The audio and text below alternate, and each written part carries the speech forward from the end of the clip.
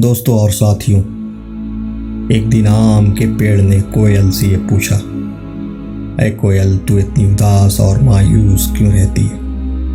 कोयल ने बड़ी मासूमियत से जवाब दिया, क्या करूं, मेरा इस दुनिया में ना ही घर है ना ही कोई साथी।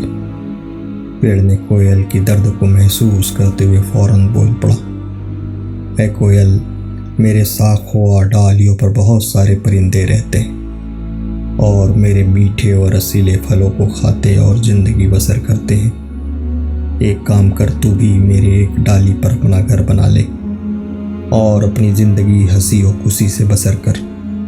पर इसके लिए मुझसे तुझे एक वादा करना होगा कि तू हर सुबह और शाम अपनी मीठी आवाज़ से मेरे दिल को बहलाया करेगी।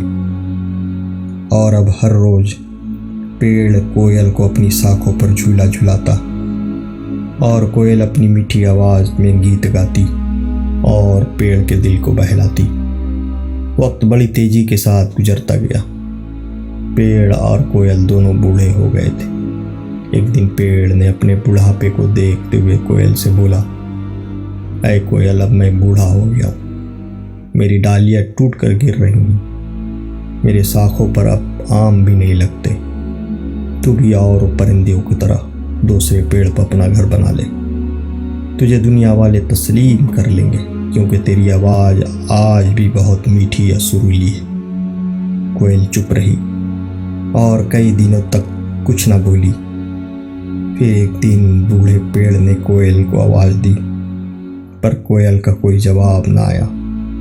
पेड़ ने जब करीब जाकर देखा तो पता चला कि कोयल मर चुकी थी और एक सूखे पत्ते पे ये लिखा था कि मुझे आज भी तुमसे किए वादे याद हैं, मीठी आवाज़ में गीत सुनाना और तुम्हारे दिल को बहलाना। तो फिर मैं कैसे तुम्हें छोड़कर दूसरे पेड़ पर चली जाती।